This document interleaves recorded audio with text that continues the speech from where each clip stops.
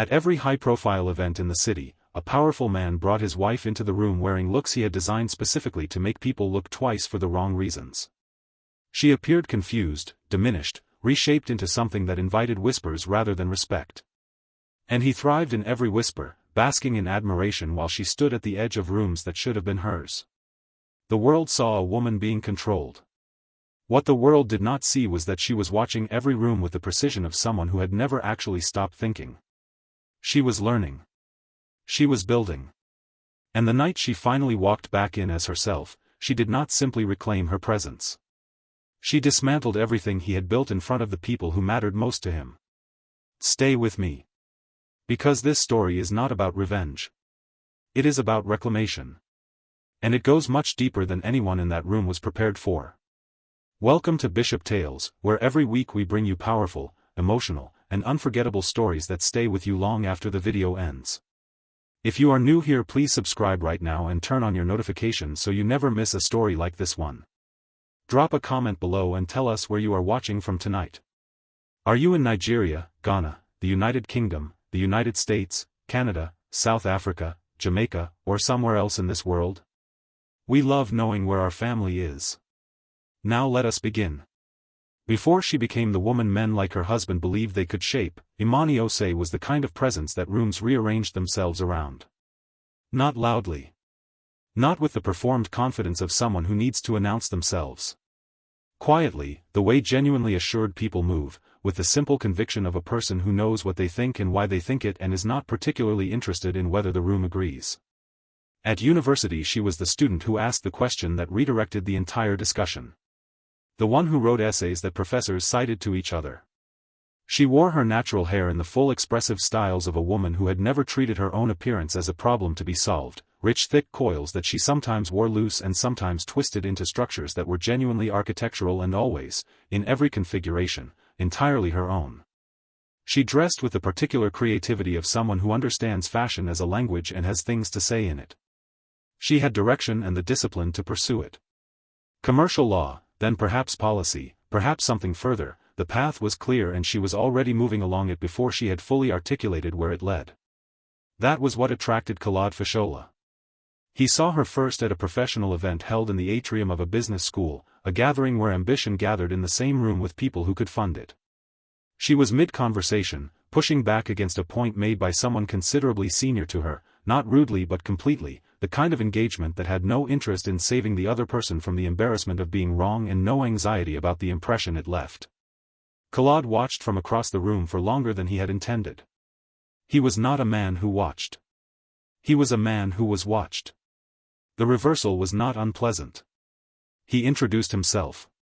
She did not immediately orient toward him the way most people did when Claude Fashola introduced himself. He was 36 years old and he had built a technology and media company out of a narrow insight executed with uncommon discipline, and the company had grown into something that made the business publications take him seriously and the social publications take photographs of him. He was accustomed to names carrying weight. She acknowledged his name with appropriate recognition and returned to her conversation. That took him a full minute to process. It was the most interesting thing that had happened to him in several months. He found a natural opening and joined the conversation on her side of the argument. They were effective together, the kind of verbal alignment that happens between people whose thinking is complementary. When the group dispersed, he asked her directly what she thought of the event. She said it was useful in specific ways and less useful in others, and told him which were which with a specificity that told him she had been paying exactly the same kind of attention to the room that he had been paying. He said he did not meet many people who analyze things the way she did. She said she did not think about it as a technique. She said she was just genuinely curious about how things worked. That sentence was the one that stayed with him. They began spending time together. In the early period it felt like genuine collaboration. He asked for her perspective on business decisions and received it in the form of thinking that was worth having. They debated ideas for hours in the way of people who find the same things stimulating and enjoy the friction of disagreement that leads somewhere. He said she was unlike anyone he had been in a relationship with. He said it with admiration and she received it as admiration and did not yet understand that admiration from someone like Claude was not the same as respect, that admiration could coexist with a fundamental belief that the thing admired was something to be acquired rather than someone to be partnered with. She did not see this because the early version of him did not clearly show it. It was revealed gradually, through the accumulation of small things that could each be individually explained and which only formed a pattern when observed together. He proposed at a well-chosen location with well-chosen details, and she said yes because she was in love with the version of him she was still seeing clearly at that point, and because the life being proposed felt like the natural extension of a direction she was already moving in, two people building something larger together. Their wedding was the kind of event that cities like theirs produce for couples like them, precisely executed, extensively photographed, a celebration of two people and also of what those two people represented in the community, success and beauty and the specific electricity of a future that had not yet been required to reveal whether it would deliver on its promise. The shifts began after the ceremony in the way that controlling behavior often begins, embedded in the language of suggestion and preference, arriving in a register that sounds like partnership but is actually something else. He said once, after an event where she had engaged energetically with people who interested her, that she did not need to drive every conversation anymore, that sometimes deferring allowed him to position them both more effectively. It was a single sentence. She adjusted slightly. She told herself it was the natural negotiation of a shared public life. She told herself reasonable people made space for each other. Then came the comment about her appearance. He said it once, in passing, with the tone of a practical observation about the environment they were now operating in. He said that the aesthetic she had been developing was a certain kind of statement and that the statement might not land the way she intended in the circles they were increasingly moving through together. He said image was a tool and that people who understood power understood that tools needed to be chosen carefully. She heard this as a point worth considering. She considered it. She made adjustments. The adjustments accumulated. Her wardrobe was no longer solely her own expression. Stylists arrived whose brief she was not fully party to. Her schedule was built around his. Her opinions in rooms with people who mattered were filtered through a growing awareness of his reaction to them. She was present everywhere and increasingly absent from everything, performing the role of the person beside the important man while the person she actually was retreated to somewhere quieter and less visible. The first time he controlled what she wore to a significant event, she was standing in the bedroom already dressed in something she felt right in, something that reflected her clearly and elevated the best of what she naturally was. He looked at it and said no. He said it needed to be different. He said the occasion required a statement. He told her to trust him. She asked what kind of statement. He said the kind that made people look. He said relevance required being seen and seen meant being noticed. She did not understand at the time that being noticed and being respected were not the same thing and that what he was designing for her was the former at the expense of the latter. She sat in a salon chair that evening looking at herself in a mirror while a stylist hesitated before proceeding. She looked at her own reflection and something in her wanted to stand up. Instead she said it was fine. The look that was constructed for her that night was not ugly through carelessness. It was disorienting through deliberateness. Color choices that fought against her skin tone. Contour applied to obscure rather than enhance. Lines that created an expression of unease rather than presence. When she was finished she looked at herself and did not know what she was looking at. Not because she was unrecognizable but because the recognition was the wrong kind. At the event that night the reaction confirmed what had been intended. People looked. They did not know how to look. The whispers were not the whispers of admiration.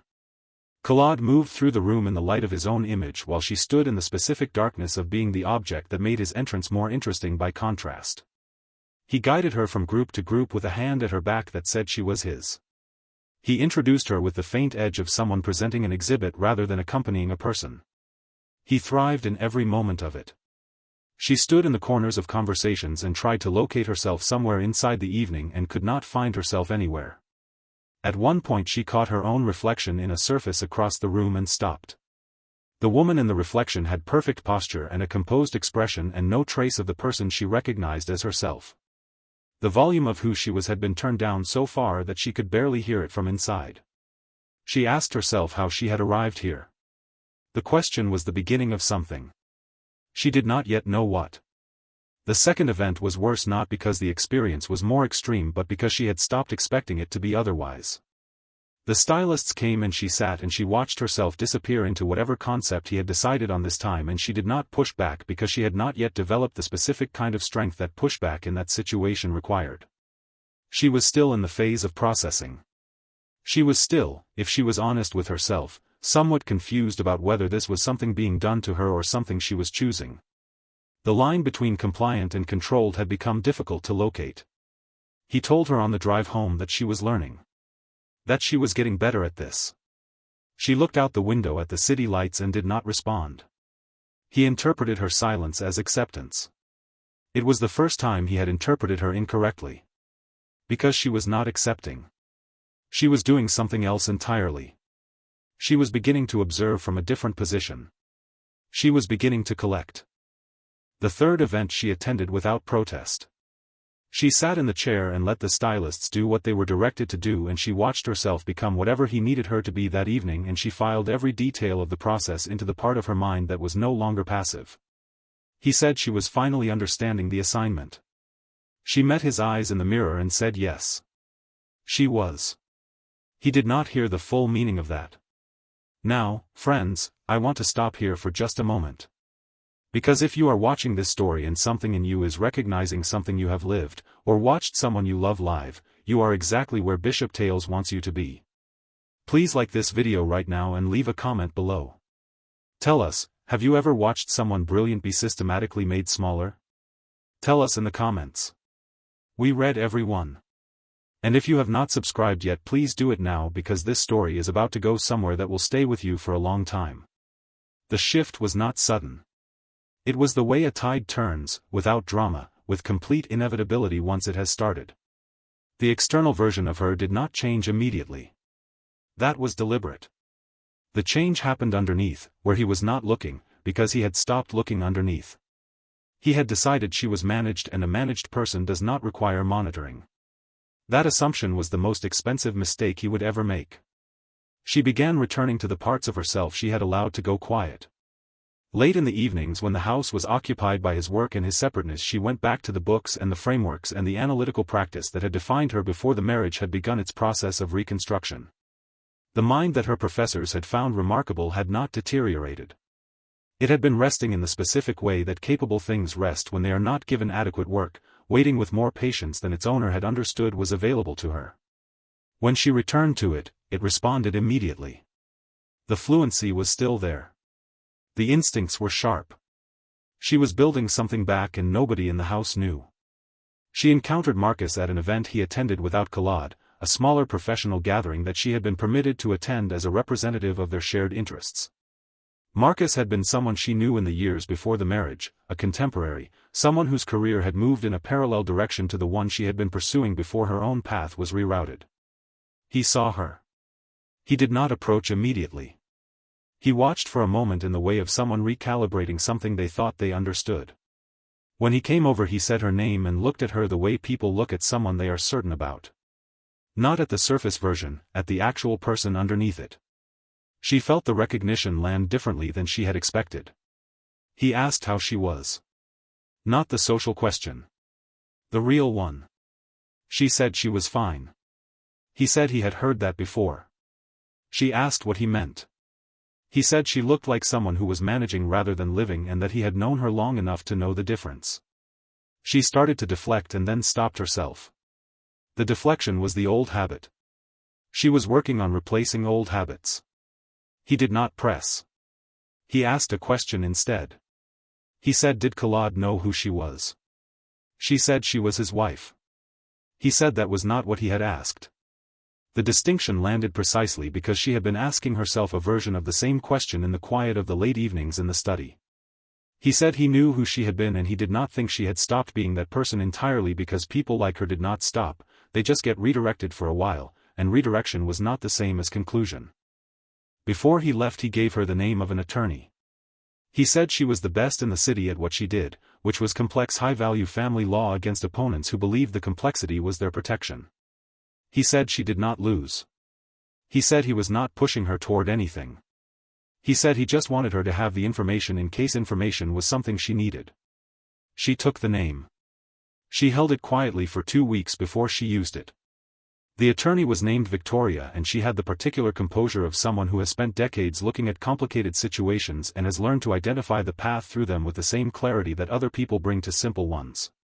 She reviewed what Imani described with the systematic attention of someone mapping a landscape.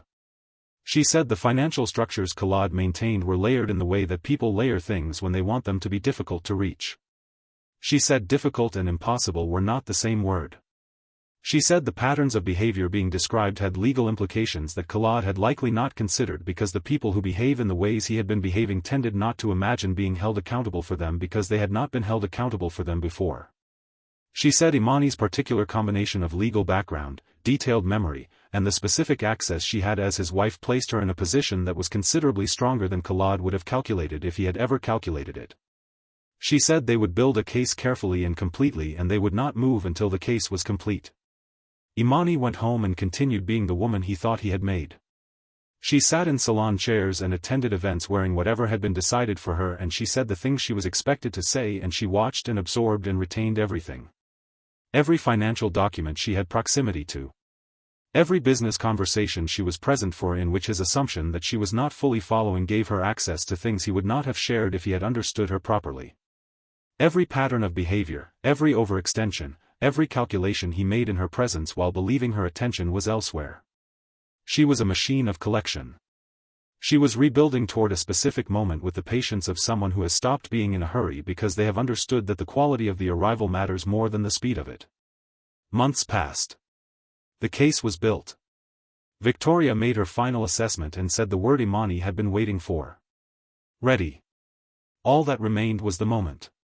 The moment arrived in the form of an invitation to the most significant event on Collard's calendar that year, the kind of occasion where his business relationships, his board connections, his investors, his media contacts, and his most carefully curated sense of himself would all be in the same room simultaneously.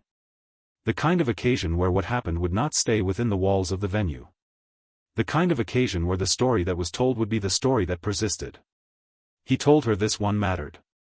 He used the word important in the specific tone of someone for whom importance is a hierarchy that begins and ends with themselves. He told her not to embarrass him. She said she would not. She had arranged everything herself on the day without his knowledge. The stylist who arrived was not his stylist. The choices made in the room that afternoon were entirely her own. She sat in the chair and for the first time in years felt the experience of being attended to rather than constructed. The person in the mirror at the end of the process was someone she recognized. Her hair restored to the full natural expression that she had always worn it in, not as a statement of nostalgia but as the simple fact of what her hair was when it was allowed to be itself. Her face reflected by makeup that enhanced rather than distorted, that found the specific version of her that needed no exaggeration because the reality was sufficient.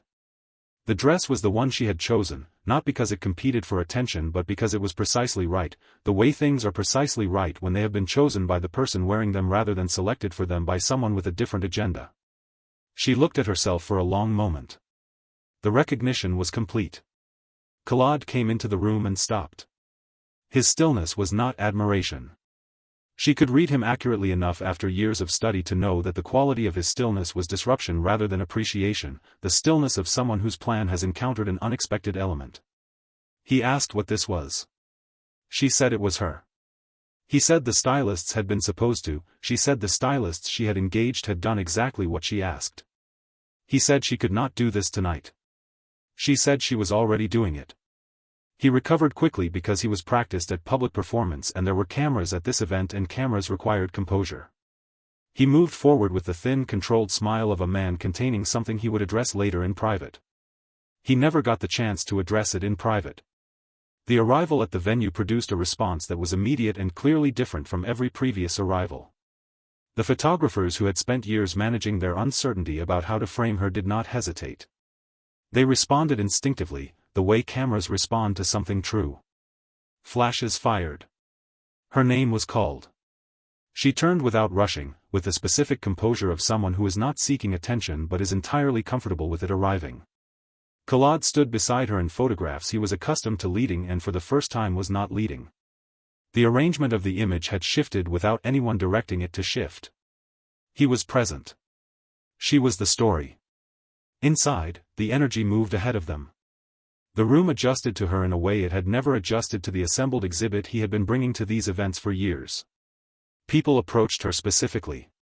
They extended hands and said her name and asked for her perspective and listened when she gave it. They asked what she was working on. She told them. They made notes. Claude moved through the room with the performed ease of a man who is trying to maintain a pace he has lost control of. People engaged him and their attention moved. Some conversations he began found her by their end. It was subtle and thorough, and there was nothing he could do about it that would not make it worse. Midway through the evening, the event host made an announcement that Claude had not been informed about. Imani had been asked to address the room. The invitation had been extended through professional channels several weeks earlier, and she had accepted it and told no one in her household. Claude heard her name announced with the expression of someone whose chair has just shifted beneath them. He turned to her. She met his eyes briefly. She said, "You will see." Then she walked to the stage. The walk was everything the previous 2 years had been preparing for, not because it was a performance but because it was the opposite of one. She was simply moving toward something she was going to do. The room felt it. The energy shifted from the casual distributed attention of a crowd to the forward-facing attention of people who have sensed that something worth listening to is about to happen. She reached the microphone. She looked at the room, at the faces in it, at the man at the back who was watching her with the specific tightness of someone watching something they cannot stop. She looked at all of it calmly. Then she spoke.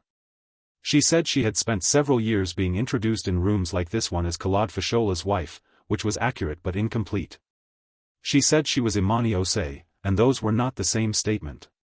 She said she had allowed the second introduction to replace the first one for a period of time, and that she took responsibility for that allowing because she had been a participant in her own diminishment and accountability required her to say so.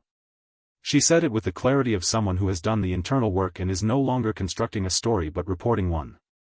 She paused. She said that participation was ending.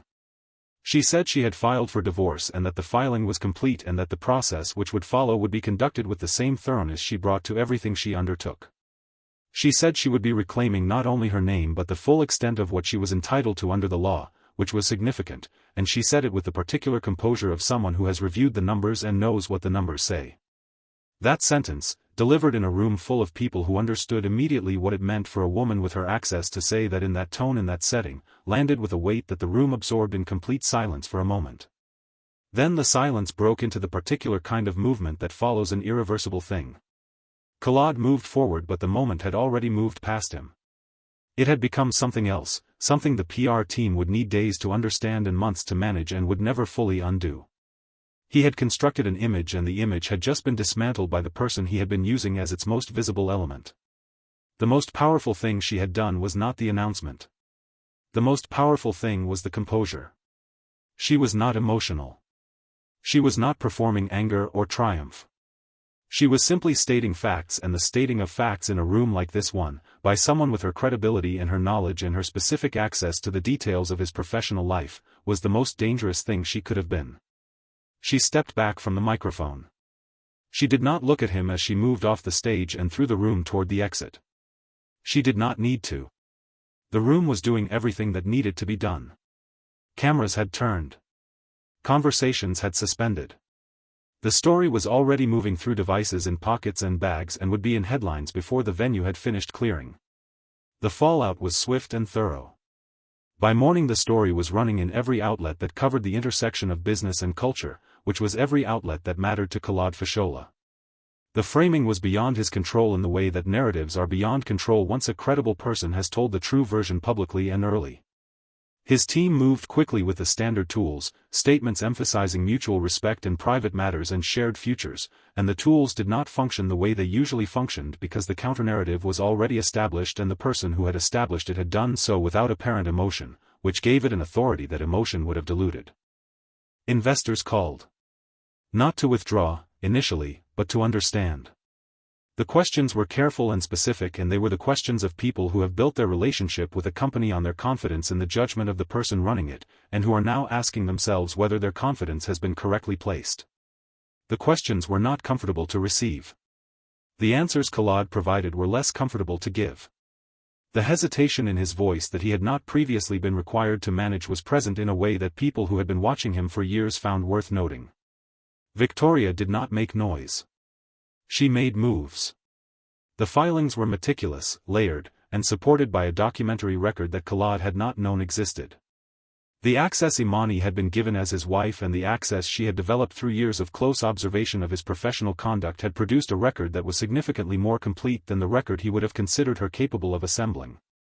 Every assumption he had made about her inattention was an error that had been recorded and was now being presented as evidence. His counsel asked, in a closed meeting, what she knew. He could not give a complete answer. That uncertainty was itself a kind of loss. Imani did not rush into the public narrative. She did not give interviews immediately. She let the story exist without her management of it because she understood that restraint in this kind of situation was not weakness but strength, that silence creates attention, and that she would choose her moment. When she emerged publicly, it was not for an interview about the divorce. It was at a panel event focused on technology investment and emerging markets, an event that had been in Khalad's professional territory and was now presenting her as a featured voice in her own right. The introduction did not reference him. It referenced her qualifications, her expertise, and her current work. She walked onto the stage and the room received her as someone who was there because they had something worth hearing. She spoke about power and where it actually lived and what it meant to understand how you had given it away and what it looked like to decide to take it back. She said this without bitterness and without performance because she had done the internal work of separating clarity from grievance a long time ago, and what remained was the clarity, which was more useful and more interesting and more powerful than the grievance had ever been. The legal process moved with the deliberate thoroughness of something that had been prepared carefully. Settlements were negotiated. Assets were evaluated. The structures he had built to insulate his wealth from scrutiny turned out to be less insulating than he had believed because the person scrutinizing them had been inside the structure for years and had paid attention. She came away from the process with resources, with leverage, and with the freedom to deploy both according to her own judgment and no one else's. Months passed and the city moved forward the way cities do, producing new stories and new spectacles and finding new people to observe. Khalad Fashola remained a presence in the spaces he had always occupied, but the nature of that presence had changed in a way that was permanent, and he knew it, and the people who worked closely with him knew it, and the knowledge lived in the half-second of recalibration that preceded everything he said in important rooms now, the tiny hesitation that had not been there before and that told the careful observers that he was no longer simply the most confident person present. Imani built. Not loudly, not all at once. She made investments in companies whose founders had been overlooked by the kinds of investors she used to observe at the events she had attended as Khalad's wife.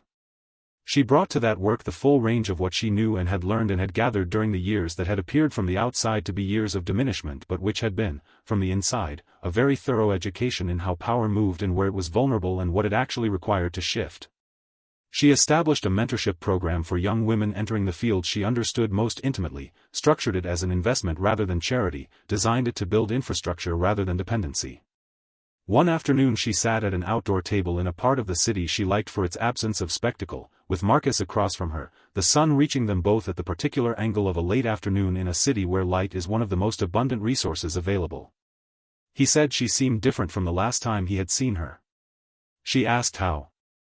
He said complete, like something that had been waiting to be finished had been finished. She thought about that. She said she thought aligned was more accurate. She said she was not the person she had been before the marriage and did not want to be because that person had not yet learned what this version of her knew, and what she knew now was worth what it had cost to learn it, which was a high price, and she was not pretending otherwise, but which was a price that had purchased something real. She looked out at the street. She said she had spent years standing beside someone else's power and now she was standing in her own, and the difference was not subtle. He said he could see that. She said good. Somewhere in the city, in the rooms she no longer needed access to, Khalad Fashola was still working, still powerful, still the person who commanded attention when he entered spaces and spoke in the tone of a man who expected to be believed. The fracture in his public image had been managed to the extent that fractures of that kind can be managed, which is never completely, because the story had been told publicly and by a credible person, and those stories do not disappear, they simply move to a different level of the conversation where they are cited rather than repeated but remain present as context. He had made a fundamental error. He had looked at a woman whose intelligence and capability were among the most developed things about her and had decided that those qualities were accessories to his presence rather than forces in their own right. He had believed that controlling the surface version of her was the same as controlling her. He had not understood that the surface version was the least important part, that the part that mattered was continuing beneath the surface with complete and uninterrupted intentionality the entire time, building toward exactly the moment that had arrived, which was the moment everything changed. He had designed a woman he could manage. What he had actually done was give that woman 2 years of close observation of every aspect of how he operated, in a context where he believed she was not paying full attention. And she had paid complete attention. She had always paid complete attention. That was who she was. He had just forgotten it, or perhaps he had never understood it in the way that the people who genuinely know a person understand them rather than the way that people who want to own something look at it. She had not come back to who she was before. She had become something more specific and more grounded and more capable than the person she had been before, because that person had not yet known what the person she was now knew. The knowledge had cost her and the cost had been real and she was not pretending otherwise. But what it had produced was a version of herself that she trusted completely, that she had earned through a process that could not be replicated by any other means, and that was accountable to nothing except her own understanding of what was right and what was worth doing. She was choosing now. Every decision.